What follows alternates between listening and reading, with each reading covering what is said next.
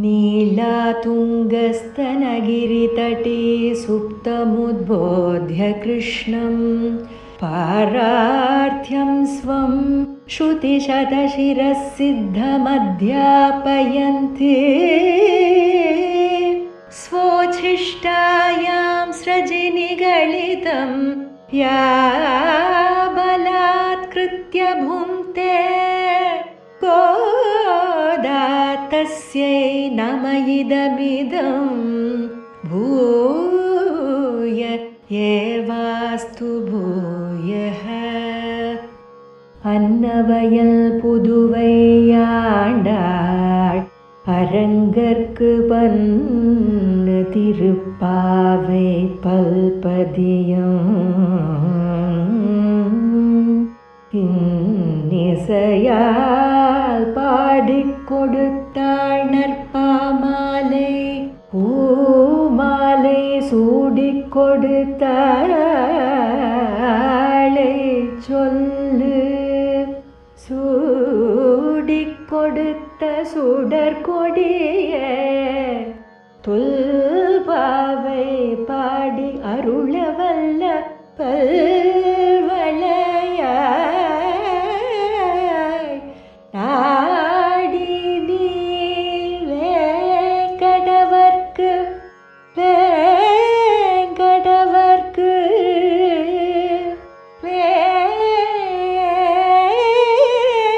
வேங்கடவர்க்கு என்னை விதி என்ற மாற்றம் நாம் கடவா வண்ணமே நல்கு.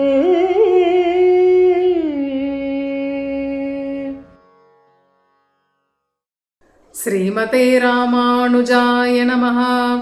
ஸ்ரீ விஷ்ணு சித்தகுரவே நமः. ஸ்ரீமத்வரவரமுனையே நமः. அஸ்மத்குரு சமாரம்பாம் யதிசேகர மத்யமாம் லக்ஷ்மீ வல்லப பரியந்தாம் வந்தே குரு பரம்பராம்.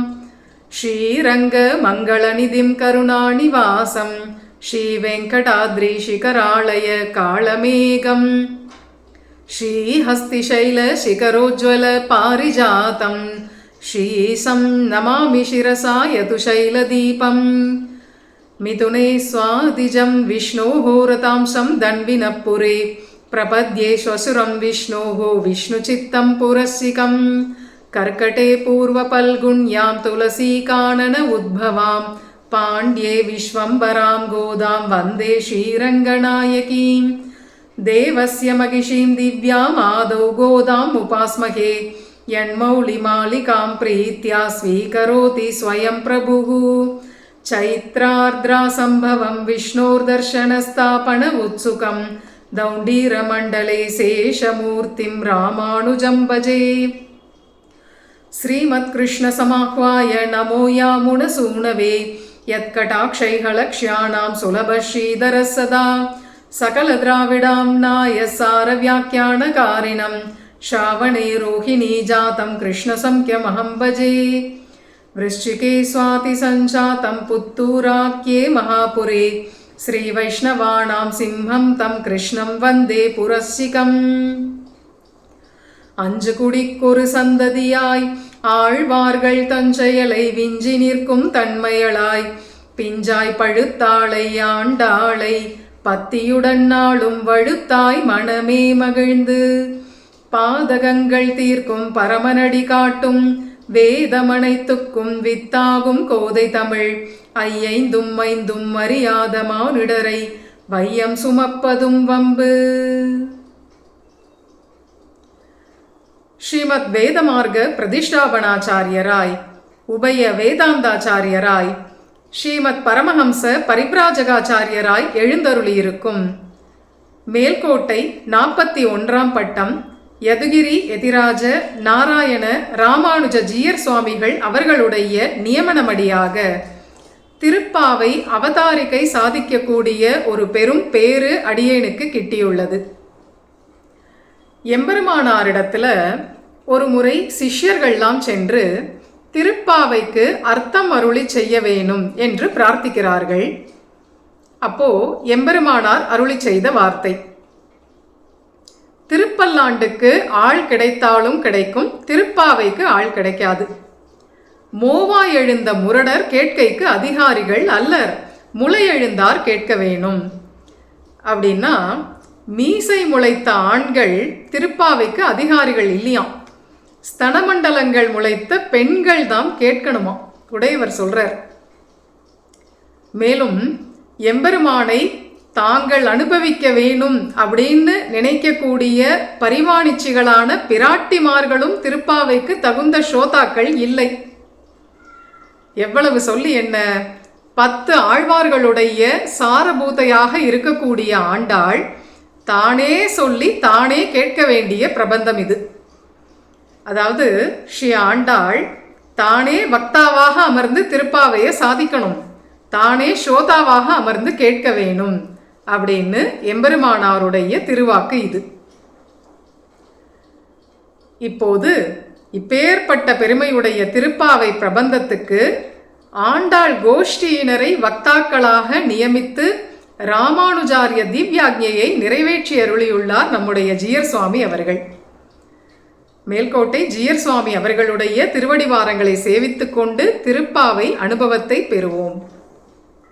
நீலாதுங்க ஸ்தனகிரி தடி சுத்தம் உத்போத்ய கிருஷ்ணம் பாரார்த்தியம் ஸ்வம் ஸ்ருதி சதசிர சித்தமத்யாபயந்தி ஸ்வோச்சிஷ்டாயாம் ஸ்ரஜி நிகலிதம் யா பலாத்கிருத்ய புங்க்தே கோதா தஸ்யை நம இதமிதம் பூயயே வாஸ்து பூயஹா. ஸ்ரீ பராசர பட்டர் அருளி செய்த திருப்பாவை தனியன் இது. எடுத்த எடுப்புல நீலா அப்படின்னு ஆரம்பிக்கிறார். ஏன்னா ஸ்ரீ ராமாவதாரத்தில் பெரிய பிராட்டியான ஸ்ரீதேவிக்கு ஏற்றம், வராக அவதாரத்தில் பூமி பிராட்டிக்கு ஏற்றம், கிருஷ்ணாவதாரத்திலோ அப்படின்னா நீலாதேவிக்கே ஏற்றம். அதனால நீலாதேவியை முன்னிட்டு தொடங்குறார். மேலும் வேதமானது இந்த பிராட்டிமார் மூவரையும் சேர்த்தே துதிக்கிறது. ஸ்ரீ சூக்தம், பூ சூக்தம், நீலா சூக்தம் என்று இந்த தேவிமார் மூவரையும் வேதம் சேர்த்து சேர்த்தே போற்றுகிறது. அதனால தமிழ் வேதமான திவ்ய பிரபந்தத்திலும் ஆழ்வார்கள் இந்த தேவிமார் மூவரையும் சேர்த்தே பாடியருளி உள்ளார்கள். நீலாதேவியை பாடும் இடங்களிலெல்லாம் ஆழ்வார்கள் ஆயர்பாவை நப்பின்னை அப்படின்னு பாடுகிறார்கள். அதனால நீலாதேவியே நப்பின்னை, நப்பின்னையே நீலாதேவி என்று தேறுகிறது. நீலா துங்கஸ்தனம், இந்த நீலாதேவியான நப்பினையினுடைய திருமுலை தடங்கள் எப்படி இருக்குன்னா உத்துங்க ஸ்தனங்களா இருக்கு, நல்ல உயர்ந்த திருமுலை தடங்களாக இருக்கின்றன. அது எவ்வள சௌந்தரியத்தையும் அவளுடைய அழகையும் இனிமையையும் வெளிப்படுத்துகிறது. அதற்கும் மேல இவளுடைய பக்தி புஷ்டியை அது காட்டுகிறதாம். ஏன்னா முகத்தில் ஞானம் வெளிப்படும், இடை பிரதேசத்தில் வைராகியம் வெளிப்படும். அதுபோல ஸ்திரீகளுக்கு பகவத் பக்தியானது ஸ்தனங்களில் தெரியும் அப்படின்னு பூர்வர்கள் ரசிக்கிறார்கள். அதனால இந்த நீலாதேவியினுடைய உத்துங்கமான ஸ்தனங்கள் இவளுடைய கிருஷ்ண பக்தி சமிருத்தியை நமக்கு காட்டுறது. கண்ணன் என்ன பண்றான், அந்த பக்தியில மிகவும் ஈடுபட்டு இவளுடைய ஸ்தனமண்டலங்களில் மயங்கி கிடக்கிறான். நீலாதுங்க ஸ்தனகிரி தடி சுத்தன் அப்படின்னு இருக்கானாம் கண்ணன். பொதுவாகவே பகவானுக்கு ரசோக்தியான சில திருநாமங்கள் உண்டு. அவர் சந்நிதியில் ஓலக்கத்தில் இருக்கும்போது பிராட்டி அவருடைய திருமார்புகளில் ஏழியிருக்கா இல்லையா, அப்போ அவருக்கு இந்திரா மந்திரம் அப்படின்னு பெயர். லக்ஷ்மிக்கு தானே ஒரு கோவிலாக இருக்கிறவர்னு அர்த்தம். இதுவே ஏகாந்தத்தில் அந்தப்புறத்தில் இருந்தார் அப்படின்னா அவருக்கு ஸ்ரீ ஸ்தனாபரணம் அப்படின்னு பெயர். பிராட்டியினுடைய திருமார்புகளில் மயங்கி கிடப்பவர் அப்படின்னு அர்த்தம். இந்த கிருஷ்ணாவதாரத்தில் நப்பின்னை நங்காய் திருவே அப்படின்னு ஆண்டாளே சொன்னபடியால் லக்ஷ்மி ஸ்தானத்தில் இருக்கக்கூடியவள் இந்த நீலாதேவி தான். அதனால இந்த நீலாதேவியினுடைய உயர்ந்த திருமார்புகளில் மயங்கி கிடக்கிறானாம் கண்ணபிரான். நீலாதுங்க ஸ்தனகிரி தடி சுத்தம் உத்போத்திய கிருஷ்ணம், ஸ்தனகிரி தடி சுத்தனாக இருக்கான், அதுல மயங்கி கிடக்கான். அப்ப போய் ஆண்டாள் எழுப்புறான். இது நியாயமா? இப்படி பரஸ்பரம் இவர்கள் அந்யோன்யமா இருக்கும்போது இப்ப போயா எழுப்புறது? ஏதோ பிரளய ஜலத்துல ஆளிலை மேல பள்ளி கொண்டு இருக்காருன்னா அப்ப போய் திருப்பள்ளி எழுச்சி பாடி எழுப்பலாம். ஏன்னா சுத்தி ஒரே ஜலமா இருக்கு, இவரோ ஒரு சின்ன ஆளிலையில சயனிச்சுன்னு இருக்காருன்னு பயந்து போய் எழுப்பலாம். இல்ல ஒரு வெறும் தரையில ஸ்தல சயன பெருமாளா இருக்கார், ஐயோ இப்படி படுத்துன்னு இருக்காரே அப்படின்னு அப்ப வேணா போய் எழுப்பலாம்.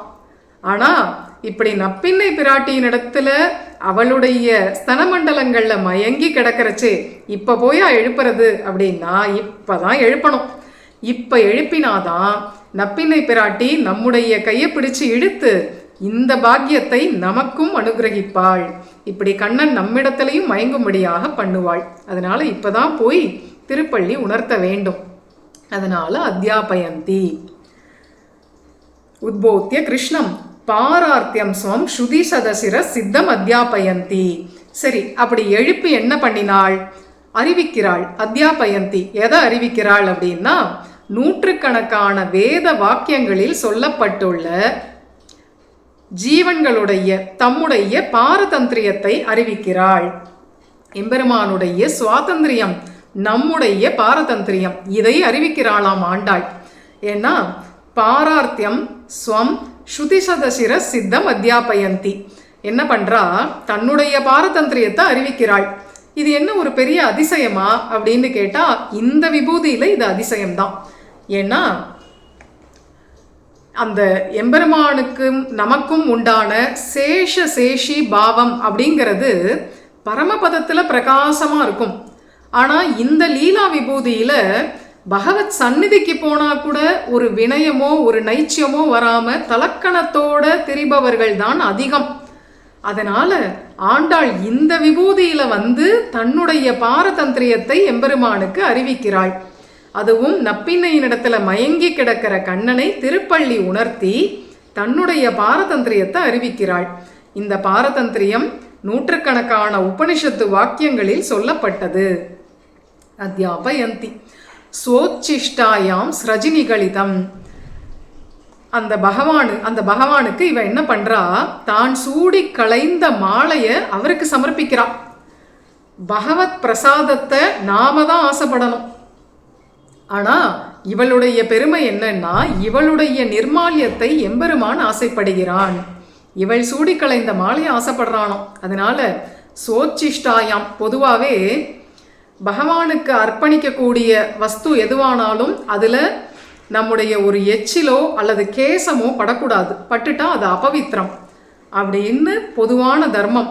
ஆனால் ஸ்ரீ ஆண்டாள் விஷயத்திலேயோ இவள் சூடி களைந்த இவளுடைய கூந்தல் பரிமளம் இருக்கக்கூடிய அந்த மாலையை தான் ஆசைப்படுகிறான் எம்பெருமான். அதனால சோச்சிஷ்டாயாம் ஸ்ரஜி நிகழிதம் யா பலாத்கிருத்திய புங்தே. ஸ்ரஜி நிகழிதம் ஏன்னா சீதா பிராட்டி என்ன பண்ணினாள்? மல்லிகை மாலை கொண்டங்கு ஆர்த்ததுமோர் அடையாளம் அப்படின்னு ராமபிரான அவள் மாலையால கட்டினாள் இல்லையா? அவளுக்கு சமமான ஒரு நாயகி தானே நானும். அதனால நானும் கட்ட போறேன். நான் யாரை கட்ட போறேன்னா கண்ணனை கட்ட போறேன். அதனால மாலையாலே விளங்கிட்டாள் ஆண்டாள். திருமாலை தான் சூடி களைந்த மாலையாலே விளங்கிட்டாள் ஆண்டாள். யா பலாத்கிருத்திய புங்தே, அந்த கண்ணனை பலாத்கரித்து இவள் அனுபவிக்கிறாளாம். இப்படி பண்ணலாமா? இப்பதானே சீதையை போன்ற ஒரு நாயகின்னு சொன்னாள். சீதை 10 மாசம் எப்படி பொறுமையா காத்துன்னு இருந்தா. தத்தஸ்ய சதிருஷம் பவேத், அவரா வந்து என்னை மீட்கணும் அப்படின்னு சீதா பிராட்டி காத்துன்னு இருந்தாலே, அதுபோல ஆவி காத்திருப்பேனேன்னு இருக்க வேண்டாமா? பலாத்கரித்தா அனுபவிக்கிறது அப்படின்னா 10 மாசம் காத்துன்னு இருந்தா கூட ஏகபத்னி விரதனான ராமபிரான் சீதையின் இடத்துல தான் எப்படியும் வருவர். ஆனா இந்த கண்ணன் அப்படி இல்லை. பூவுக்கு பூ பறக்கிற வண்டு இவன். அதனால நாம இப்ப போய் நாம பாரதந்திரியத்தை காப்பாத்திண்டு சீதா பிராட்டி மாதிரி அவரா வரட்டும் அப்படின்னு இருந்தோமானா அந்த வண்டு எந்த புஷ்பத்துக்கு போகும்னு தெரியாது. அதனால பலாத்கரித்தாவது அனுபவிக்கும் வேண்டும்படியாக வன்றோம். அந்த வஸ்து கௌரவம் இருக்கு. கண்ணன்கிற அந்த வஸ்துவினுடைய இனிமையை பார்த்தா பலாத்கரித்தாவது நாம் அனுபவிக்கணும் அப்படிங்கும்படியாக வன்றோம் இருக்கு. மேலும் கண்ணன் ரசிகன், அவனே அதை விரும்புவான். அப்படி பலாத்கரித்து தன்னிடத்துல ஈடுபட்டா அதை கண்ணனும் விரும்பக்கூடியவன். அதனால பலாத்கிருத்திய புங்தே கோதா தஸ்யை நமயிதமிதம் பூய ஏவாஸ்து பூயகா. அப்பேற்பட்ட பெருமைகள் உடைய இந்த கோதை பிராட்டியினிடத்தில் என்னுடைய நமஸ்காரமானது மீண்டும் மீண்டும் உரித்தாகுக என்று ஈடுபடுகிறார் ஸ்ரீ பராசர பட்டர். அடுத்ததாக திருவள்ளரையில் அவதரித்த உய்யக்கொண்டார் 2 தமிழ் தனியன்களை திருப்பாவைக்கு அருளி செய்கிறார். அன்னவயல் புதுவையாண்டாள் அரங்கருக்கு பண்ணு திருப்பாவை பல்பதியம் இன்னிசையால் பாடிக் கொடுத்தாள் நற்பாமாலை பூமாலை சூடிக் கொடுத்தாளை சொல்லு. அன்னவயல் அப்படின்னு தொடங்குகிறார். பூமி பிராட்டியினுடைய அவதாரமான ஆண்டாள் இவள் ஸ்ரீவில்லிபுத்தூர்ல தோன்றின பிறகு அப்படியே அந்த வயல்கள்லாம் சீரார் சென்னல் கவரி வீசும் அப்படின்னு நல்ல செழிப்பா ஆயிடுத்தான் அந்த பூமியே. அதனால ஓங்கு பெரும் சென்னலூடு கயலுகளை அப்படின்னு இவளே பாடினது போல ஸ்ரீவில்லிபுத்தூர் பூமியில அன்னங்களே அந்த வயல்ல சஞ்சரிக்கின்றனமா. அந்த அளவுக்கு அந்த நிலங்கள்லாம் செழிப்பா ஆயிடுத்து. அன்னவயல், அதுதான் அன்னவயல். மேலும் 3 பறவைகளுடைய சுபாவத்தை இந்த 3 பிராட்டிமாருக்கும் ஒப்புமையாக சொல்லி ரசிப்பர் நம்முடைய பூர்வர்கள். லக்ஷ்மீம் விஹார ரசிகாம் இவ ராஜஹம்சீம். பெரிய பிராட்டி ஒரு அன்னப்பறவை மாதிரி இருப்பாள் மகாலட்சுமி. அன்னம் எப்படி சாதுவா முக்தமா இருக்குமோ அது போல இவளும் முக்தமா சாது பொண்ணா இருப்பா. அதை பார்த்தா அன்னப்பறவையோன்னு தோணும். இவளை ராஜஹம்சமா இருப்பாளாம். பெண் அன்னப்பேடையாக இருப்பாள். ஆண்டாள் எப்படி இருப்பாள்? காம்பீரியத்திலையும் கவர்ச்சியிலையும் ஒரு மயில் போல இருப்பாள். மல்லிநாடாண்ட மடமயில் அப்படின்னு இருப்பாள். நப்பின்னை பிராட்டி நீலாதேவி எப்படி இருப்பாள்னா அழகிலையும் இனிமையிலையும் கிளி கொஞ்சும்படியாக இருப்பாள். நல்ல ஒரு கிளி மாதிரி இருப்பாள், பச்சை கிளி போல இருப்பாள். அதனால ஸ்ரீ ஆண்டாள் அவதரித்த பிறகு இந்த ஊர்ல அப்பேற்பட்ட லக்ஷ்மி கடாட்சம் விளைந்து லக்ஷ்மிக்கு பிரியமான அன்னப்பறவைகள்லாம் இந்த நிலங்கள்ல சஞ்சரிக்கின்றன. அதனால அன்னவயல், புதுவை ஆண்டாள், புத்தூர் ஆண்டாள் அப்படின்னு அர்த்தம். 3 க்ஷேத்திரங்கள் 3 பிராட்டிமாருக்கு ஏற்றமுடையவை. மகாலட்சுமி தாயாருக்கு திருவள்ளரை ஏற்றமுடைய க்ஷேத்திரம். நீலாதேவி தாயாருக்கு திருநரையூரில் ஏற்றம். அதுபோல பூமி பிராட்டிக்கு ஏற்றமுடைய ஒரு திவ்ய தேசம் ஸ்ரீவில்லிபுத்தூர். பூமி பிராட்டியின் அவதாரம் தான் நம்முடைய ஆண்டாள். அதனால் புதுவை ஆண்டாள். அரங்கருக்கு பண்ணு திருப்பாவை. ஸ்ரீ ரங்கநாதனுக்காக இவள் திருப்பாவை பாடினாள் அப்படிங்கிறாரே உய்யக்கொண்டார். இப்படி சொல்லலாமா? இவள் கண்ணனுக்காக தானே திருப்பாவை பாடினாள், ரங்கநாதருக்கு பாடினாள் அப்படின்னு இவர் சொல்றாரே. ஒருவேளை இவர் திருவள்ளரைக்காரர், பக்கத்துல தானே ஸ்ரீரங்கம் இருக்கு, அந்த ஊர் அபிமானத்தினால இப்படி சொல்லிட்டாரோ அப்படின்னா அப்படி இல்லை. நாச்சியாருடைய ஹிருதயம் தெரிஞ்சு சொல்றார். ஏன்னா அந்த நீலாதேவி நப்பின்னைக்கு வேணா கண்ணன் யமுனை கரையில அவதரிச்சிருக்கலாம், ஆனா எனக்காக அவதரிச்ச கண்ணன் இங்க காவிரி கரையிலன்னா இருக்கான் அப்படின்னு ஆண்டாள் நினைக்கிறான். ஏன்னா ரங்கநாதனும் அந்த கண்ணனை போலவே கருகருன்னு இருக்கார். கண்ணனை போலவே ரங்கநாதனும் த்விபுஜ மூர்த்தியா இருக்கார். கண்ணனும் ரோஹிணி நட்சத்திரம், ரங்கநாதன் பெரிய பெருமாளும் ரோஹிணி நட்சத்திரம். மேலும் கேசவ நம்பியை கால் பிடிப்பாள் அப்படிங்கிறதுக்கு வசதியாக ரங்கநாதனும் படுத்த படுக்கையாக பாத சேவை பண்றதுக்கு வாகா இருக்கார். கண்ணனும் கோபிமார்கள்லாம் வந்து பாத சேவை பண்ணுவதற்கு வசதியா எப்பவும் சயன திருக்கோலத்தில் இருப்பான். அதுபோல ரங்கநாயகனும் கிடந்ததோர் கிடக்கையாக இருக்கார். இந்த ஒத்துமையெல்லாம் வைத்து பார்த்தா கண்ணனே தான் ஸ்ரீரங்கத்தில் ரங்கநாதனாக இருக்கிறான். மேலும் கிருஷ்ணாவதார லீலைகள்லேயே ரொம்ப முக்கியமானது ருக்மிணி கல்யாணம் பண்ணிண்டது, கீதை உபதேசம் பண்ணினது. இந்த 2 லீலைகளையும் நம்முடைய ஆண்டாள் ரங்கநாயகன் இடத்துல தான் அனுபவிக்கிறாள். அண்ணாந்திருக்கவே ஆங்கவளை கைப்பிடித்த பெண்ணாளன் பேணும் ஊர் பேரும் அரங்கமே அப்படிங்கிறாள். மெய்மை பெருவார்த்தை அப்படின்னு இந்த 2 வைபவங்களையும் ரங்கநாயகன் இடத்திலேயே நம்ம ஆண்டாள் அனுபவிக்கிறதுனால கோதா கிருஷ்ணன் எழுந்தருளி இருக்கிற இடம் ஸ்ரீரங்கம் தான். அதனால அரங்கருக்கு பண்ணு திருப்பாவைங்கிறது பொருத்தம். இன்னிசையால் பாடி கொடுத்தாள் பல்பதியம். சங்கத்தமிழ் மாலை 30 அப்படின்னு சொல்லும்படியாக பல பத்தியங்கள் கொண்ட பிரபந்தம் இது திருப்பாவை. இந்த திருப்பாவையை ஆண்டாளே இசையோட பாடினாலும், இன்னிசையால் பாடி கொடுத்தாள். இன்னைக்கும் இந்த ரெண்டுமே நடக்கிறது. திருப்பாவை காலக்ஷேபமும் நடக்கிறது, திருப்பாவை வீதி பஜனையும் நடக்கிறது. ரெண்டுத்துக்குமே நம்முடைய ஆண்டாள் வழிகாட்டிட்டா. பல்பதியம் இன்னிசையால் பாடி கொடுத்தாள். நற்பாமாலை பூமாலை சூடி கொடுத்தாளை சொல்லு. இப்பேற்பட்டவள் என்ன பண்ணினாள்? திருப்பாவைங்கிற அந்த பிரபந்தத்தை, பாமாலையை பாடி கொடுத்தாள், பூமாலை சூடி கொடுத்தாள். அந்த அப்பேற்பட்ட உயர்ந்த புஷ்ப மாலை, அந்த மாலையை தன்னுடைய கேச பாசங்கள்ல சூட்டிண்டு எம்பெருமானுக்கு கொடுத்தாள். அதனால இவளுடைய பிரபந்தத்தை அனுசந்திக்கிறதுக்கு முன்ன நாம் இவளுடைய திருநாமங்களையே அனுசந்திக்க வேண்டும் என்று ஈடுபடுகிறார் உய்யக்கொண்டார். அடுத்த தனியன், சூடி கொடுத்த சுடற்கொடியே தொல் பாவை பாடியருளவல்ல பல்வளையாய் நாடினி வேங்கடவர்க்கெண்ணை விதி என்றதிம் மாற்றம் நாம் கடவா வண்ணமே நல்கு. சூடி கொடுத்த சுடற்கொடியே. அவ என்ன பண்ணினா, ஆண்டாளுடைய அந்த கூந்தல் எப்படி இருக்குமா, நல்ல மயில் தோகை மாதிரி இருக்கும். அந்த அழக பாரம் அது அப்படியே மயில் தோகை மாதிரி கருகருண்டு சுருண்டு நல்ல நீண்டு இருக்கும். தாழ் குழலாள் அப்படின்னு தானே தன்னை சொல்லிக்கிறாள். நல்ல நீண்ட கேசம்.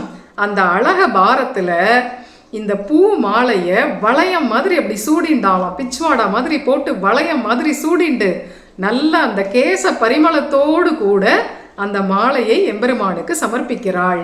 சூடி கொடுத்த சுடர் கொடி. அப்படியே பார்க்க எப்படி இருக்காள்? ஒரு பொற்கொடி மாதிரி இருக்காள். ஹிரண்ய வர்ணாம்னு சொல்லும்படியாக நல்ல ஒரு பொன்மயமா இருக்கு அவளுடைய திருமேனி. கொடி துவட்சியில அப்படியே கொடி மாதிரி இருக்காள். சூடி கொடுத்த சுடற்கொடியே தொல்பாவை பாடி அருளவல்ல பல்வளையாய். தொல்பாவை தொன்மையான இந்த பாவை நோன்பு, அதனை பாடி அருள வல்லவள். ஏன்னா பாடவல்ல நாச்சியார் அப்படின்னு நம்ம ஆண்டாளுக்கு தான் பெயர். அதனால தொன்மையான பாவை நோன்பை திருப்பாவை பாசுரங்களாக நமக்கு அனுகிரகம் பண்ணினாள். பல்வளையாய். ஆண்டாளுக்கு எப்பவுமே ஒரு பழக்கம் என்னன்னா, நிறைய வளையடிக்கின்றிருப்பா கையில. பதிவிரதா நிமித்தம் ஹி வளையாதி விபூஷணம் அப்படின்னு வாக்கியம் இருக்கு. பதிவிரதைகள் அப்படிங்கிறதுக்கு என்ன சூச்சனைன்னா, அவெல்லாம் நிறைய வலை போட்டுருப்பா, நல்ல அலங்காரமா இருப்பா. பதிவிரதைகள் அப்படி அழுது வடிஞ்சுன்னு இருக்கக்கூடாது, நல்ல அலங்காரமா இருக்கணும், நல்ல பிரசன்னமா இருக்கணும், அப்படி ஏத்தி வச்ச குத்து விளக்கு மாதிரி இருக்கணும். அதுதான் பதிவிரதைகளுக்கு அழகு. அதனால நல்ல சுமங்கலி பெண்கள் பதிவிரதைகள்லாம் வைராக்கியம் பாராட்டிண்டு ரொம்ப பங்கரையா இருக்கக்கூடாது, நல்ல பளிச்சுன்னு இருக்கணும். அதை காட்டுறாளாம் ஆண்டாள். பல்வளையாய் நல்ல நிறைய வளைகள்லாம் கையில் அடுக்கின்னு இருக்கா. மேலும் பொதுவாக சாஸ்திரம் ஒரு வாக்கியத்தை சொல்றது, ஒத்த வளைன்னு கையில் போட்டுக்க கூடாது பெண்கள்லாம். ஒரே ஒரு கையில் மட்டும் வலை போட்டுக்க கூடாது, அது ஒரு தோஷம் அப்படிங்கிறது சாஸ்திர வாக்கியம். அதெல்லாம் தெரிந்த விஷ்ணு சித்தரிடத்துல இந்த சாஸ்திரங்களை எல்லாம் தெரிஞ்சுட்ட பெண்ணா இருக்கிறதுனால கைகளில் எப்பவும் நிறைய வலை போட்டுன்னு இருக்கா. இன்னொரு ரசோக்தியும் இதுல உண்டு. ஏன்னா இந்த கண்ணன் என்ன பண்ணுவான், ஆண்டாளுடைய வளைய கழட்டுறதுல அவளுக்கு ரொம்ப ஆசை, கண்ணனுக்கு ரொம்ப ஆசை. அதனால நைஸா வந்து இவள் சிற்றில் இழைக்கும் போது, இல்லை இவள் வந்து ஒரு கோலம் போடும் போதோ இவளுடைய வளைய கட்டிட்டு போயிடுவான். இவள் கூடல் இழைக்கும் போது இது போன்ற சந்தர்ப்பங்கள்ல வந்து இவளுடைய வளையலை கட்டின்னு போயிடுவான். வளையலுக்கே சங்குன்னு ஒரு பெயர் உண்டு. அதனால ஆண்டாள் என்ன பண்ணுவா, ஒன்று எடுத்துட்டு போன ஏன் சங்க கொடு, இல்லைன்னா உன் கையில் இருக்கிற உன் சங்க கொடு, ஏதாவது ஒரு சங்க எனக்கு கொடு அப்படின்னு கண்ணனிடத்துல ஒரு பிரணய கோபம் பாராட்டுவா. ஆண்டாளோட நடக்கிற ஒரு மட்டையடி உற்சவம் இப்படி ஒன்று வேண்டி இருக்கு கண்ணனுக்கு. அதனால இப்படி வளையடிக்கிப்பாளாம், கண்ணனை வசீகரிக்கிறதுக்காகவே இவ்வளவும் இப்படி வளையடிக்கிப்பாளாம் ஆண்டாள். அதை சொல்றார் பல்வளையாய். நாடினி வேங்கடவர்க்கு எண்ணெய் விதி. நீ என்ன பண்ணின, மன்மதனை நாடி காமனை நாடி காமன் நோன்பு பண்ணி என்ன வேண்டிண்ட, வித்தகன் வெங்கடவாணன் என்னும் விளக்கினில் புக எண்ணெய் விதிக்கிற்றியே அப்படின்னு வேண்டிண்ட இல்லையா. என்ன ஒரு ஆற்றாமை இருந்தா உனக்கு, கண்ணனிடத்துல என்ன ஒரு காதல் இருந்தா, தேவதாந்திரங்கள் காலில் விழுந்தாவது அவனை கூடணும் அப்படின்னு நீ ஆசைப்பட்டிருப்ப. அப்படி ஒரு பக்தியை எங்களுக்கும் கொடுமா. அந்த கிருஷ்ண பக்தி ஒரு திவளையாவது எங்களிடத்துலையும் எங்க மேலையும் விழும்படியாக நீ அனுகிரகம் பண்ணு. உன்னுடைய அந்த ஆற்றாமை எம்பெருமான் திறத்துல எங்களுக்கும் ஆக வேண்டும்படியாக நீ எங்களுக்கு அருள் புரிவாய் என்று உய்யக்கொண்டார். இவ்வாறு ஆண்டாளுடைய திருவடிகளை பிரார்த்திக்கும்படியான அர்த்தபுஷ்டியுடைய தனியன் இவை. பொதுவா ஜனக சபை தான் பெண்கள் அத்தியாத்ம விஷயம் பேசுறதுக்கு இடம் கொடுத்தது. எப்போ? திரேதா யுகத்தில். ஆனால் இன்று நமக்கெல்லாம் ஜனகஸ்தானத்தில் இருக்கக்கூடிய நம்முடைய மேல்கோட்டை ஜீயர் சுவாமி அவர்கள் அவருடைய இந்த சேனல் எம்மை போன்ற ஸ்ரீ வைஷ்ணவியர் பகவத்குணம் சொல்றதுக்கு ஒரு உயர்ந்த இடத்தை அனுகிரகம் பண்ணியிருக்கு. இப்பேற்பட்ட பெருமை கொண்ட மேல்கோட்டை ஜீயர் சுவாமி அவர்கள் செய்து வரக்கூடிய இந்த உயர்ந்த ஞான யஜ்ஞங்கள் தொடர்ந்து இப்படியெல்லாம் நடந்துட்டு வந்துட்டே இருக்கு. இது போன்ற உயர்ந்த ஞான யஜ்ஞங்கள்லாம் மேன்மேலும் அபிவிருத்தியாக வேணுமாயும் செங்கண் திருமுகத்து செல்வ திருமாலால் எங்கும் திருவருள் பெற்று யாவரும் இன்புற வேணுமாயும் பைங்கமல தன்தெரியல் பட்டர்பிரான் கோதையை பிரார்த்தித்து தலை கட்டுகிறேன். ஸ்ரீமத்யை விஷ்ணு சித்தாரிய மனோநந்தன ஹேதவே நந்தநந்தன சுந்தரியை கோதாயை நித்யமங்களம் கோதாயை நித்யமங்களம். ஆழ்வார் எம்பெருமானார் ஜீயர் திருவடிகளே சரணம்.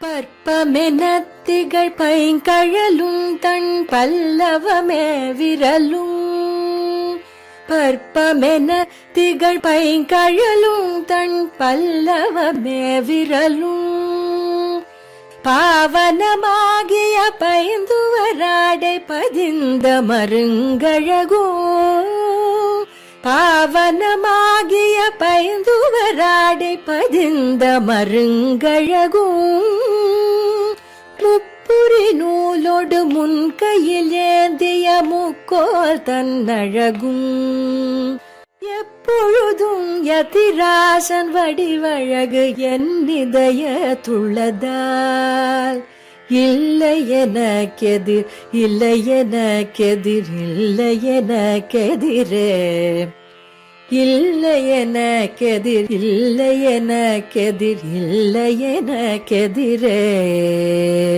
இல்லை எனக்கெதிரே இல்லை எனக்கெதிரே இல்லை எனக்கெதிரே.